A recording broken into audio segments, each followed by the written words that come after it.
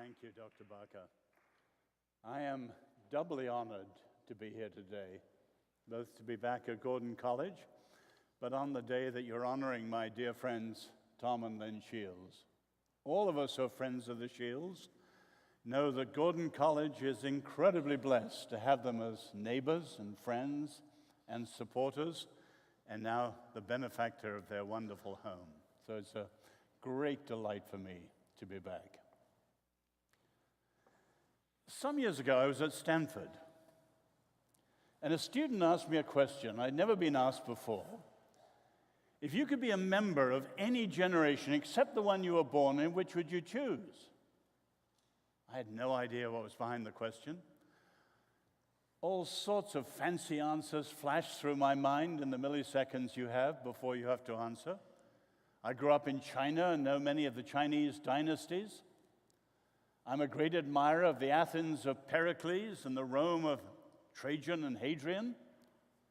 Of course, I love our English 18th century, the Williams, Pitt, and Wilberforce, and I'm a great admirer of your own 18th century. But what came to me in the flash was, I would like to be a member of your generation. Because your generation, addressing all of you who are under 35, you are often described as the crunch generation, in the sense that in the global era, many of the grand issues of the world are converging to create an enormous crunch of challenges which must be answered in your adulthood. Answer them well, humanity can sail forward calmly. Answer them badly or not at all, neglect or drift, and humankind will be in very profound trouble. Yours is the crunch generation, and you could make the same arguments in terms of the challenges facing the church. I want to talk this morning on a more limited topic, simply some of the challenges facing evangelicals in this coming century. There's no secret that evangelicalism is in profound trouble today. And in many circles, there's a crisis of confidence. I stand before you as an evangelical and unashamed. And for me, many of those who have this crisis of confidence are only looking at the historical and cultural and sometimes political baggage that has surrounded evangelicalism recently, but they forget the real meaning of what it is to be evangelical. We are those who define ourselves by the good news of the announcement of the kingdom, which was our Lord's first words in his ministry. And you can see from the early centuries, before the Reformation, certainly powerfully in the Reformation, those who wanted to go back to Jesus and define themselves by him and his good news are those who are evangelicals. And I proudly and gratefully stand in that tradition today. But we face challenges. And let me just mention some of them which your generation will have to face. First, follow the outcome of some of the great questions touching religion in this century. It's often said that three of the greatest global questions have a religious dimension. If you think of them, they're relatively obvious, but all very important for us as followers of Jesus and for the world. The first great question: will Islam modernize peacefully in the end? Most Muslims are relatively moderate, but most of the violence we have in our world comes from those who are not. And the challenge they face is, will they come to accept freedom of conscience for people who are not Muslims? That single principle, which of course is at the heart of the Christian faith from the early centuries onwards, is at the heart of their challenge. If they do, peace is possible. If they don't, the continuing conflict and tension will be a profound challenge to the world. And we must reach out to them and show them what freedom of religion and conscience means for them and for us in our societies. And much of the discussion in this country ignores the fact that we need to introduce them to what it has meant here so profoundly. The second great question: which faith will replace Marxism in China? It's no secret in China, the party is still in power, but the ideology is dead. And again in Chinese discussions, the word vacuum, vacuum, vacuum comes up. They know there's a hollowness. I've been in discussions in the Chinese Academy of Social Sciences where they literally run through the options. Will China go in a nationalistic direction? Possible, extremely dangerous for the world. Will China move in a Confucian direction? Again, possible, because Confucianism, very Chinese, but somewhat elitist and only for the leaders. Will China move back in a Buddhist direction? Buddhism, of course, is Indian, but it's been in China for many, many centuries. But Buddhism is essentially world-denying, whereas our modern world is world-affirming. And they put on the last question, could it be in 20 years' time, the Christian faith will be the majority faith in China? Which will it be? Obviously enormously important, not just for us as fellow Christians, but obviously for the world at large as to which it chooses. And we must play our part in praying and speaking to help them in a good direction. The third great question: will the Western world sever or recover its roots? As you know well, we owe a lot to the Greeks. We owe something to the Romans. But the principal roots of the Western world are the Jewish and Christian biblical roots. And notions such as human dignity or freedom itself or equality or, as I'm addressing tomorrow, constitutionalism out of the notion of covenant, all of them go back directly to the Bible. And you can see today we're increasingly in America and in the Western world a cut flower civilization, with several groups, particularly in the universities and other areas, trying to cut off those Jewish and Christian roots. And the question is, how long will a cut flower civilization survive? Not very long. Looks beautiful for a while in a vase, but cut flowers don't last. Each of those questions involves profoundly religious dimensions, and we have profound stakes in each of those. Secondly, I would urge you to play your part in the grand task facing the church in this century. You can think of three huge tasks the church faces as a faith in the global world. Yes, we're the most numerous faith in the earth.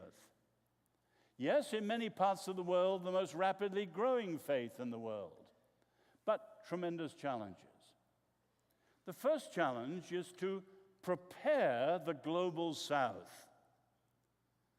As I'm sure you all know, the church is exploding in the global south, sub-Saharan Africa, Asia, where I happen to be born in China, is the epicenter of the fastest growth of the church in 2,000 years. You know the story, many of you. True, inspiring, profoundly encouraging. But many people don't add the sting in the tail. Most of the global south is pre-modern. And what is done in the church in the West is its capitulation to the advanced modern world. In other words, there are challenges coming. Take China, for example. The churches have survived the most brutal, systematic persecution of religion ever under Mao Zedong. And yet, in many ways, it's harder to negotiate big city life in a modern city like Shanghai than it was even to survive persecution in rural China. Their challenge is coming. And we who have not done well in the West have to say with humility, don't do what we did. Understand the challenges that are coming and strengthen the discipleship you need to face those challenges. The second great task is obviously to win back our part of the world for our Lord. Now, in many parts of this country, there's a discouragement and a demoralization, as if, and people give you fancy theories that just as the sun goes round the world, so the gospel goes round the world, and the day of the West is over, and now it's China's day, which is totally rubbish and not biblical at all. If you think for a minute, we in the Western world are the heirs of two earlier missions to the West. The first, of course, was the conversion of the Roman Empire. 3 centuries, and the faith the Romans dismissed as the bunch of Galilean misfits became the faith that replaced the faith of mighty Rome. But of course, when the Western Empire fell, not the Eastern, the Western, so did much of the church, and the Dark Ages were very dark. The second great mission to the West was the conversion of the barbarian kingdoms. Not so well known. I'm proud to say as an Irishman, that was our greatest hour as the land of the saints and scholars. And you can see how Irish missionaries sailed from places like Bangor, flimsy little coracles, and you can follow the trail of Celtic crosses across Europe, right down as far as northern Italy, and certainly into places like St. Gallen in Switzerland. And they brought the gospel, and they brought the Bible, and they brought literacy, and they brought education, and they sowed the seeds for what became Christendom, for better or worse. And here, these many centuries later, we're living in the twilight of that second great mission to the West. But instead of the gloom and doom you have in many parts of this country, how about saying, now's the time to win our world back to our Lord again?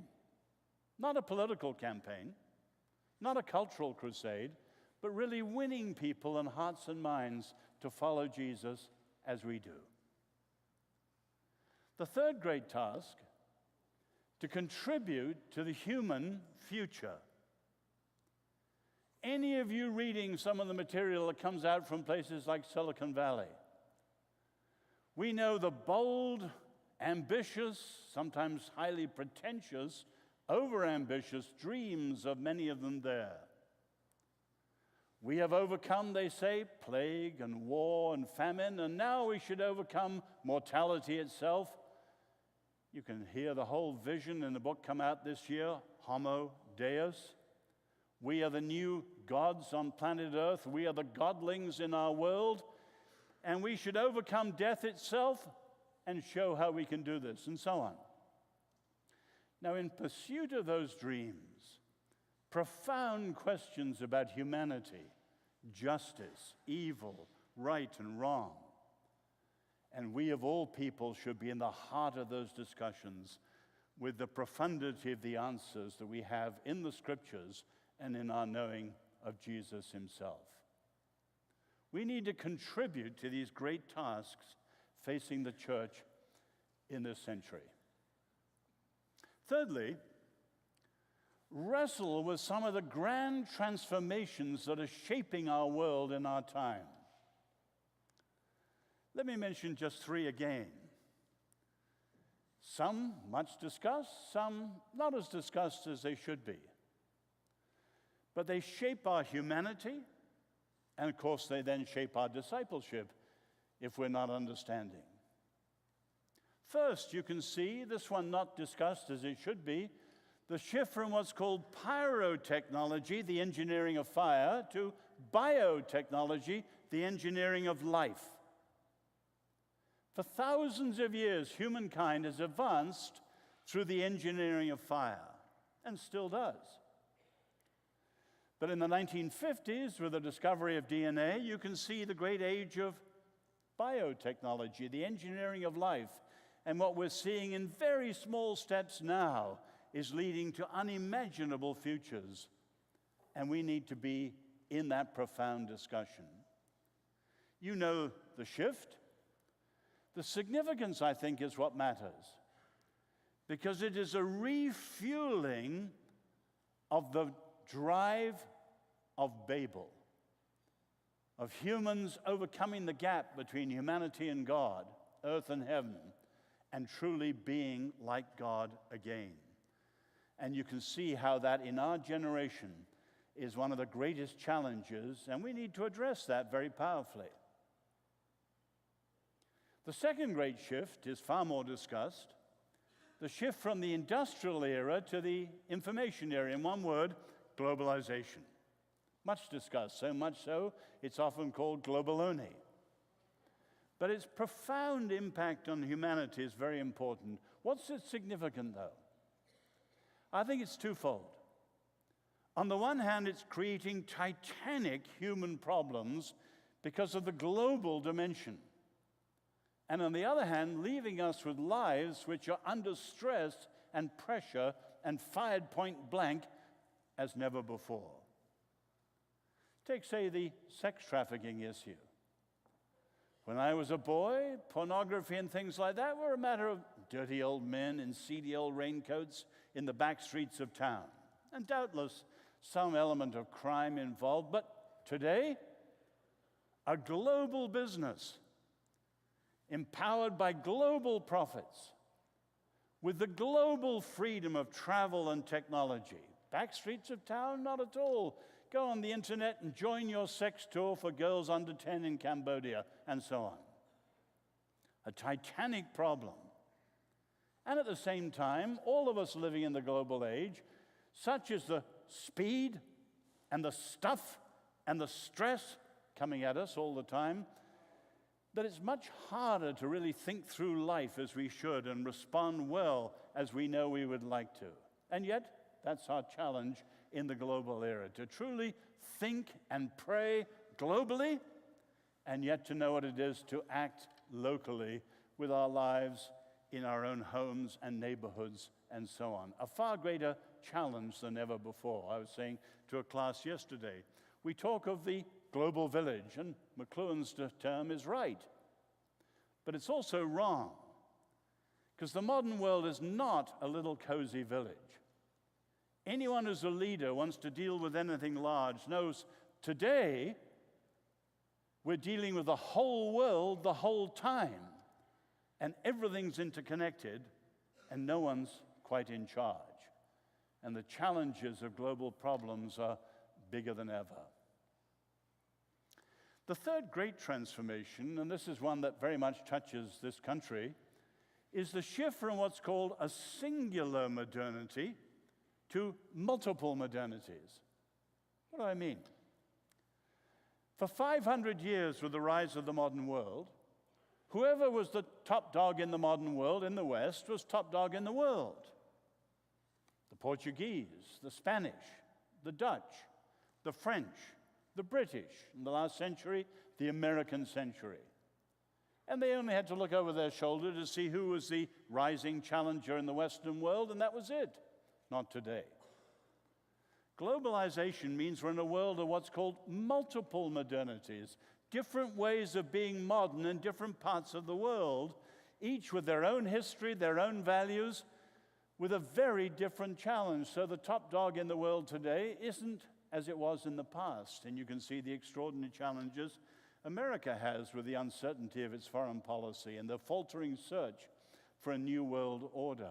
There needs to be in the West a greater humility and a greater understanding of the importance of alliances and various things. But the world of singular modernity has gone and gone forever. But let me move on to the heart of the challenge in terms of faith. We need to wrestle with the lethal distortions of faith in the modern world. Now, many Christians are well attuned to the intellectual challenges. I often joke to myself that American Christians could smell a relativist at 100 yards. But modernity, not as a matter of ideas, but in terms of its structures and systems, modernity has done more damage to the church than all the persecutors in history put together. And many Christians don't even recognize it. Because the challenge of modernity, not a set of ideas, is far deeper and more challenging than the ideas we're undoubtedly facing.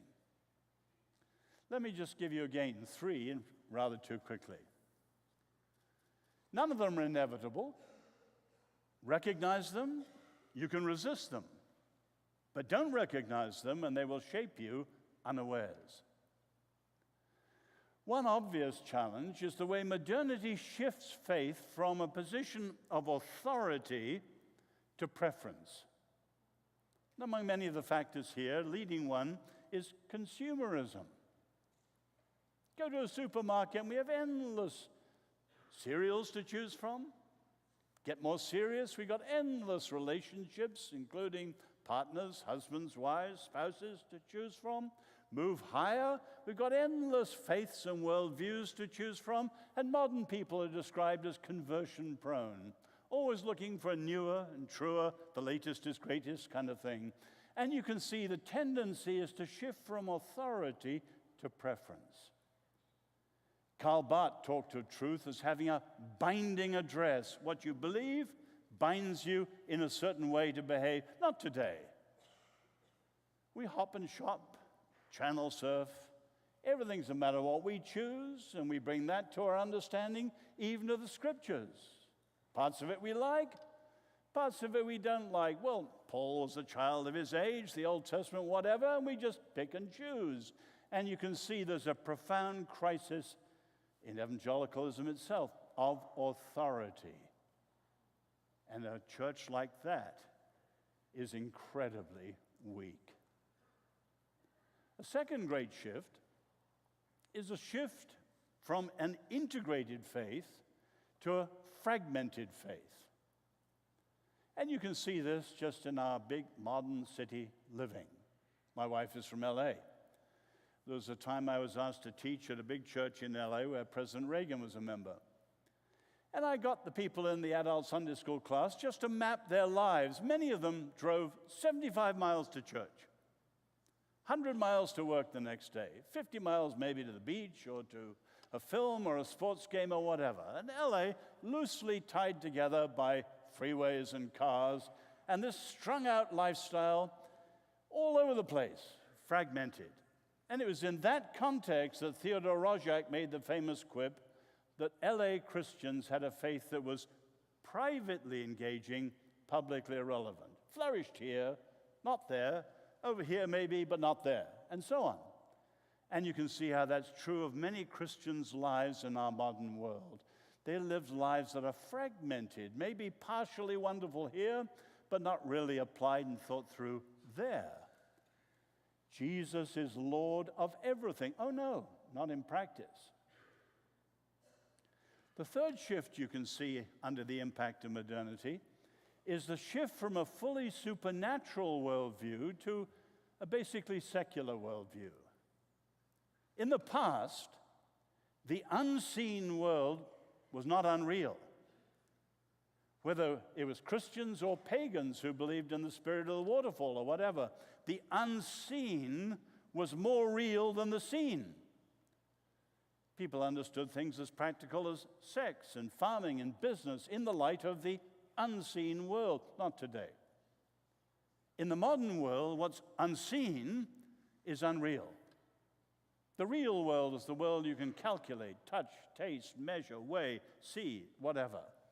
And you can see many Christians have a view that Max Weber described as tone deaf. Or as Peter Berger puts it, they live in a world without windows. That is not the biblical worldview. That is not our Lord's worldview. He discerned, he healed, he delivered, he preached in a power that was supernatural. And you can see the early church in many other centuries, and you can see our African sisters and brothers, our Asian sisters and brothers, operating with a worldview that is not the shrunken secular worldview of the West. And you can see many Western Christians are as powerless and as short-sighted as their atheist friends next door. Operationally, they are atheists. Now, put those things together, and you could add others if there were time, and you can understand the scandal of the American church. There's only one country in Europe where the church is truly a majority, and that's Poland. Most European countries, the church is a minority. But in this country, the scandal is the American church is a huge majority and ineffectual. And tiny groups, wonderful groups like our Jewish friends, less than 2% of America, but far more cultural influence. Or groups that we may disagree with who are less than 2% of America and have incredibly more cultural influence than Christians who are a huge majority. Because the church in this country is weak because it's worldly. It's shaped more by American culture and various aspects of the world than it really is by the profundity of the gospel. What do we need to face this? There are certain tools your generation will need. First, in the light of what I just said, you will need to know what it is to pray and to wage spiritual warfare. And yet that's an alien thing to many Christians in this country. But go to our friends, say, in Asia, Korea, and you can see the extraordinary experience and power of their prayers. The same in parts of Africa, and yet in this country, diminished. The second thing we need powerfully is a clear sense of the history of ideas. We are facing hostile ideas, but many people just deal with them piecemeal as they come across them in friends or others, rather than understanding the roots or what Nietzsche called the genealogy of ideas, genealogy of morals. Take, say, postmodernism. It's a bizarre thing that on some Christian campuses, postmodernism is more alive and well on Christian campuses than it is in the secular world. But anyone who knows the history of postmodernism, Nietzsche, Heidegger, the 1960s radicals like Foucault and others, they should have had their eyes wide open all the time. But just as the Wall Street maxim, buy low, sell high, often Christians come in on the last stages of these things and they buy high and have to sell low. Sadly, you see the same thing with the sexual revolution. I find so many deal with the sexual revolution only in terms of anecdotes. Who am I to judge my sister-in-law, my colleague at work? Rather than really understanding the roots and the whole history of these things. I trust that all of you finishing Gordon will read books like Wilhelm Reich's The Sexual Revolution. And even further back, people like the Marquis de Sade or Rousseau, who's behind so much of it. And when you do, you see that you're up against something far, far more challenging, one of whose central principles is an animosity to the Christian church, because they understand that the Christian church and Judaism are the two central obstacles to their success. But many Christians don't know the history of these ideas and don't understand it in its profundity and comprehensiveness.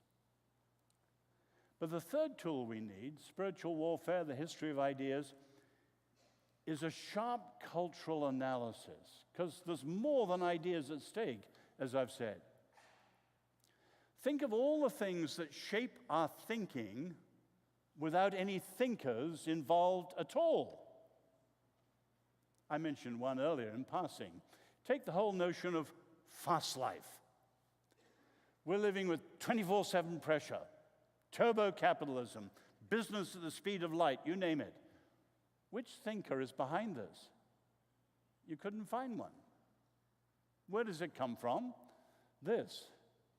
Now, the clock was invented in 1300 in Europe. Didn't have much impact until the 19th century, when clocks were coordinated through trains and railway timetables, but of course today, atomic time. So you read Lewis and Clark, the great American explorers. They arranged to meet at a certain day, at a certain time, and they met 9 days apart from when they intended to. And they described that as relatively punctual. Could you dock a space station 9 days apart? Of course not. We live with fast life, but it comes from this.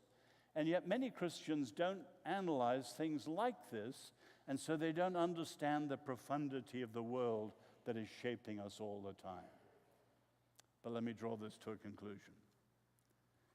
If you're following me, the central challenge of your generation will be faithfulness. Faithfulness. Will you be faithful to following Jesus if you truly believe he is Lord and that his good news is in fact true? Faithfulness. That is the central issue of the church in our time. Some of you may have heard John Stott, either on recording or live, and I know he's been here many times. He was a great friend and mentor, and I had a privilege of being with him just a few weeks before he died in his 90s. And after a wonderful hour and a half, I prayed with him. Then I asked him, John, how could my wife and I pray for you? We didn't know how close he was to the end. And I'll never forget his reply. He was horizontal in his bed. He could barely raise his head, and he only had a hoarse whisper left. But he said to me, pray that I will be faithful to Jesus to my last breath. And he was. And that's the challenge. Last summer in Oxford, one of the Kenyan students was being interviewed in one of our churches before he left to return to Kenya. And at the end, the rector said to him, would you like just to share something with us? He said yes, and he said very simply, we in Kenya are dying for the faith. Please, you in the West, don't keep compromising it the way you so often are. And he said it with such profound simplicity, they stopped the rest of the service and just prayed to the Lord for the evening. After World War II, and I finish with this, there was an incredible discussion among European intellectuals about the state of the church. And one of them, Christopher Dawson, raised the question, could the church, which was in bad shape in the 1940s in Europe, still is, could the church be warmed again, his words, revived, restored? Several of them weren't very convincing in their answers. Emil Brunner said he wasn't sure it could be. The challenges were so great. Eventually, Christopher Dawson answered his own question. Could the church be warmed again a third time? He said, of course, every true Christian should say yes. But, Dawson said, we must not answer too quickly or too lightly, because on the outcome of that answer depends, he said, the future of humanity. I believe that's the issue for your generation, the crunch generation. On the outcome of the integrity and effectiveness of the people of faith, certainly in this country, but others too, probably depends the very future of humanity. Now let me invite the President Lindsay up to conclude in prayer.